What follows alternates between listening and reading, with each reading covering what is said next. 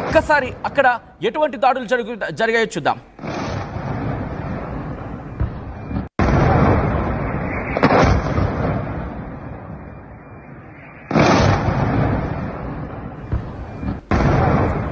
Well, this is the disturbing content. Viewer description is advised. ఈ కథనం మిమ్మల్ని కాస్త కలవరపరచొచ్చు. దీనికి సంబంధించి తగిన జాగ్రత్తలు తీసుకోవాలని ఆర్టీవీ సూచించడం జరుగుతోంది.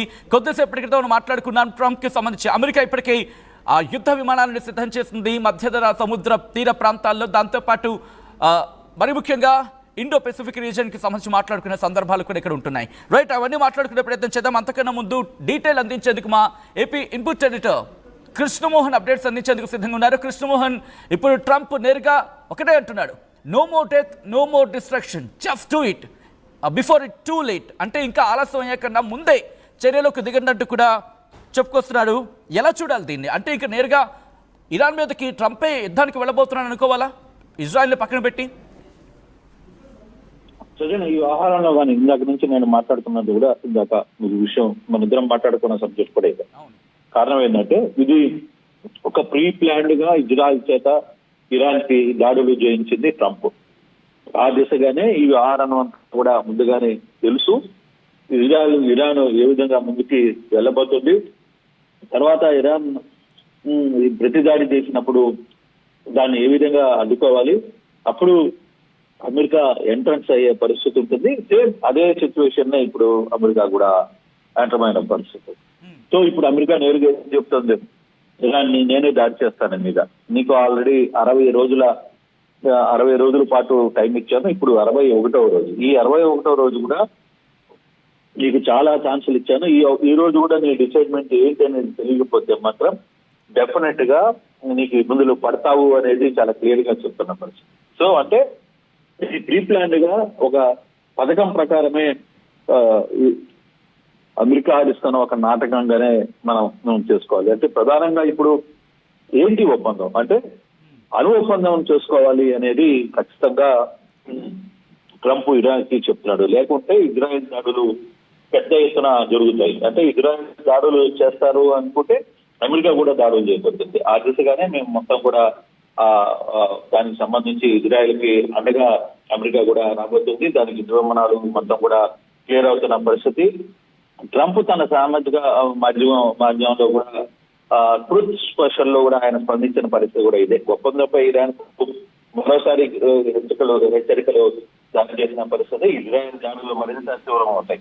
అంటే ఇది ఈ పరిస్థితి చేయి దాటుకుంటే నువ్వు మాతో అణు ఒప్పందానికి డిమాండ్ కి వచ్చేసి అనేది చాలా క్లియర్ గా చెప్తున్న పరిస్థితి. లేకపోతే మేమే దాడులు చేస్తాం, మేమే నీ మీద పూర్తి స్థాయిలో దాడులు చేస్తామనేది చెప్తున్న పరిస్థితి. ఇప్పటికీ ఆల్మోస్ట్ ఆల్ 60 రోజుల పాటు వాళ్ళకి టైం ఇచ్చాం. ఇప్పుడు 61వ రోజు. ఇంతవరకు కూడా వాళ్ళు ఎటువంటి పరిస్థితుల్లోకి ముందుకు రాని పరిస్థితులు ఇరాన్ ఉంది. కాబట్టి ఎటువంటి పరిస్థితులు అయినా సరే ఇరాన్ మీద దాడులు చేయడానికి నేను కూడా రాబోతున్నాను అని చెప్పేది చాలా క్లియర్ గా.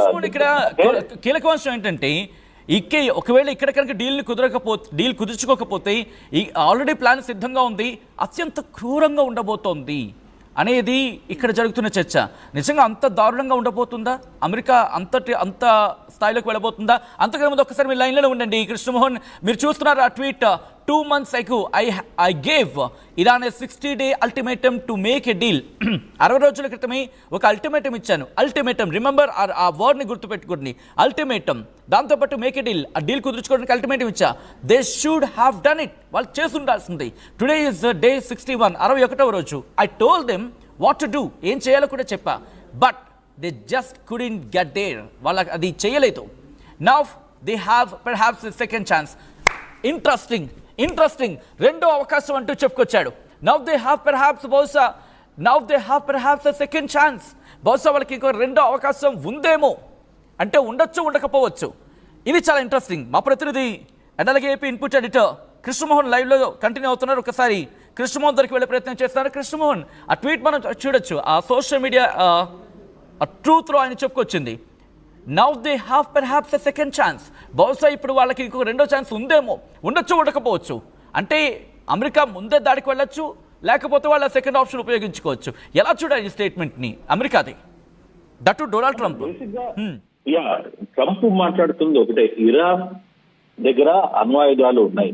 ఆ అణ్వాయుధాలు ఒప్పందం మీద ఎప్పుడైనా సరే ఆ ఒప్పందం మీద అమెరికా ఒప్పందానికి సంబంధించిన సంబంధంలో మీరు మాతో ఒప్పందంలోకి రాకపోతే ఏ రోజైనా ఇరాన్ నుంచి అమెరికాకు కొంత ఇబ్బందులు తప్పవు అనేది చాలా క్లియర్ గా తెలుసుకున్న పరిస్థితి. దానివల్లనే ఏ రోజైనా ప్రతీకార దాడులు ఇరాన్ తీసుకుంటుంది అమెరికా మీద ఒక భయం అమెరికాలో ఉంది. సో అందుకోసమే అమెరికా ఈ ఇజ్రాయెల్ వ్యవహారం మొత్తం కూడా నిన్న ఒక ఇంటర్వ్యూకి ఇచ్చిన ఒక వార్తా సంస్థకి ఇచ్చిన ఇంటర్వ్యూలో కూడా ట్రంప్ అదే చెప్పారు. ఇజ్రాయెల్ దాడుల గురించి తమకు ముందే తెలుసు అని చెప్పి చాలా క్లియర్ గా ఆయన ఒప్పుకున్నారు. సో ఇటువంటి పరిస్థితులు జరుగుతున్నప్పుడు ఇరాన్ అణ్వాయుధాలు కలిగి ఉండకూడదు అనేది ఆయన స్పష్టం చేస్తున్నారు. ఇరాన్ ఎక్కడైనా ప్రతీకార దాడులకి పాల్పడితే దాన్ని ఎదుర్కొనేందుకు తమ సైన్యంలో సెంట్రల్ కమాండ్ సిద్ధంగా ఉందని కూడా ఆయన వ్యక్తపరిచారు. మరోవైపు అమెరికా తనను తాను రక్షించుకోవడంతో పాటు ఇజ్రాయెల్ ని కాపాడేందుకు కూడా సిద్ధంగా ఉంది అనేది ట్రంప్ చెప్తున్నమాట. ఇజ్రాయెల్ దాడులు ముందు ట్రంప్ చేసిన పోస్ట్ ప్రస్తుతం దీనికి సంబంధించి వ్యవహారం అంతా కూడా మాట్లాడుతున్న నేపథ్యంలో ఇజ్రాయెల్ ని కాపాడటమే కాదు అమెరికాను కూడా మేము కాపాడుకోగలం.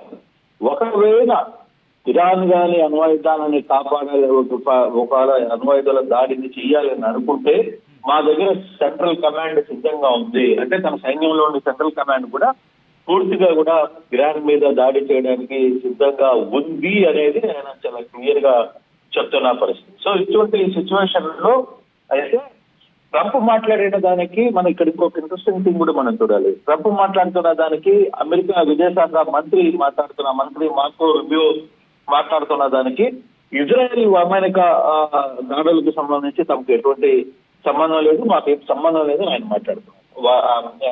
మార్కో రూబియో మాట్లాడుతున్న పరిస్థితి. మరి ఇక్కడ చూస్తే ట్రంప్ స్వయంగా మాకు 15 రోజులుగా అన్ని విషయాలు ముందుగానే తెలుసు, మాకు ఏమి జరగబోతుంది, ఇజ్రాయెల్ తో ఏమి దాడులు ముందుకు వెళ్ళబోతున్నాయి, ఇవన్నీ కూడా పూర్తిగా మా కంట్రోల్లో ఉంది అనేది వాళ్ళు చెప్తున్న పరిస్థితి. కానీ ఇప్పుడు ట్రంప్ పెద్ద గేమ్ ఆడుతున్నాడు. ఇజ్రాయెల్ వైపుని అడ్డం పెట్టుకుని మరోవైపు ఇరాన్ తో కూడా తన ఒప్పందాన్ని మీద సంతకం చేయించుకోవాలనే ఒక ప్రెజర్ వాళ్ళ ద్వారా పెట్టిస్తున్న పరిస్థితి. సో ఇటువంటి సిచ్యువేషన్ లో ఇప్పుడు అన్ని పరిస్థితులు అన్ని దేశాలు ఇతర దేశాలు ఏ విధంగా రియాక్ట్ అవుతాయి అనేది చూడాలి. నిజంగానే ఇప్పుడు అమెరికాకి తగ్గి లేదు అమెరికా ప్రెజర్ కి ఇరాన్ తలెత్తుతుందా, లేదు ఇరాన్ కూడా తన సత్తా ఏందో నేను చూపిస్తానని చెప్పి చెప్పబోతుందా, ఇజ్రాయెల్ కి ఇప్పటికే చాలా వరకు అమెరికన్ ఆర్మీ మొత్తం కూడా చేరుకుంటుంది, ఆ దిశగా ముందుకి వెళ్తున్న నేపథ్యంలో ఎక్కడ ఏమి జరుగుతుంది అనే కొంత ఇన్ఫర్మేషన్ అయితే కనపడుతుంది. బట్ ఇప్పటికీ యుద్ధ నాయకులు కూడా అక్కడికి బయలుదేరిన పరిస్థితి. అమెరికన్ సైన్యం కూడా మిడిల్ ఈస్ట్ సంబంధించిన కొంత టీం కూడా ఇజ్రాయెల్ కి వెళ్తున్నాయని చెప్పేది ట్రంప్ స్పష్టం చేస్తుంది. సో ఇటువంటి పరిస్థితుల్లో ఈ సాయంత్రానికి రాత్రికి ఎటువంటి పరిణామం తీసుకోబోతుంది ఇజ్రాయెల్ ఇరాన్ మధ్య జరుగుతున్న నిజంగానే ఇరాన్ ఈ దెబ్బకి కొంత భయపడి వెనక్కి అడుగు వేస్తుందా, తన దగ్గర ఉన్న అణ్వాయుధాలని ఇప్పటికే అది కొంత బయటికి తెచ్చి దిశగా ముందుకు వెళ్తుంది. కానీ ఇరాన్ తీసుకుంటున్న నిర్ణయం ఏ విధంగా ఉండబోతుంది, కొంచెం సీరియస్ గా ఉండబోతుందా, దాన్ని వెనుకడుగు వేసి అమెరికా చెప్పిన ఒప్పందంతో పాటు ఇతర దేశాలు ఇప్పుడు ఎదురవుతాయా అంటే ప్రపంచ దేశాలు ఈ అంశం మీద కూడా చాలా క్షుణ్ణంగా పరిశీలిస్తున్నాయి. అమెరికా వేస్తున్న అడుగులు, తర్వాత తద్వారా జరిగిపోయే పరిణామాలు, ఈ రెండు దేశాల మధ్య జరిగిన యుద్ధం మూడు ప్రపంచానికి దారి తీస్తుందా, రష్యా ఏ విధంగా వెళ్ళిపోతుంది, జర్మనీ ఇక్కడ ట్రంప్ అనుకుంటున్న న్యూక్లియర్ డీల్ ఏంటి? సాధారణంగా న్యూక్లియర్ డీల్ అంటే అందరికీ తెలుసు, బట్ ట్రంప్ అనుకుంటున్న న్యూక్లియర్ డీల్ ఏమనుకోవాలి ఇక్కడ? అంటే ఈ న్యూక్లియర్ డీల్స్ లో అమెరికాతో కొంత ఒప్పందాన్ని పెట్టుకోవాలి, వాళ్ళు ఇచ్చే అణు ఒప్పందాలకు సంబంధించిన వ్యవహారాన్ని వాళ్ళు కొనుగోలు చేయాలి. ఇరాన్ కొంత అమెరికా నుంచి కొనుగోలు చేయాల్సిన పరిస్థితి ఉంటుంది. సో కొనుగోలు చేయాలి, అది కంట్రోల్ బై అమెరికానే దీన్ని పూర్తిగా కూడా తన కంట్రోల్ లో పెట్టుకునే పరిస్థితి ఉంటుంది. సో అమెరికా చెప్పినట్టుగానే ఇరాన్ కూడా ఆడాల్సిన పరిస్థితి ఉంటుంది. అణ్వాయుధాలు ఉన్నప్పటికీ అణ్వాయుధాలు వాడతామా లేదా అనేది పక్కన పెట్టడం కాదు, ఇక్కడ ముందు అణుసంపదని అమెరికా దగ్గర ఉన్న అణుసంపదని కొంత ఇరాన్ ని కొనుక్కోవాల్సిన పరిస్థితి ఉంటుంది. దాన్ని హ్యాండిల్ చేయాల్సిన నేపథ్యం కూడా ఇరాన్ కి ఉంటుంది. కానీ దీని మొత్తం వ్యవహారం అమెరికా కంట్రోల్ లోనే ఉంటుంది. అమెరికా ఏం చెప్తే అప్పుడు ఇతర దేశాలను కూడా నడవాల్సిన పరిస్థితికి కొంత దీనికి ఇంటర్నల్ లాజిక్ చాలా దూరం ఉంటుంది. కానీ వాస్తవంగా అంత దూరం ఏం జరుగుతుంది వాళ్ళిద్దరి మధ్య అసలు ఒప్పందం ఏంటి అనేది పూర్తిగా చెప్పలేము.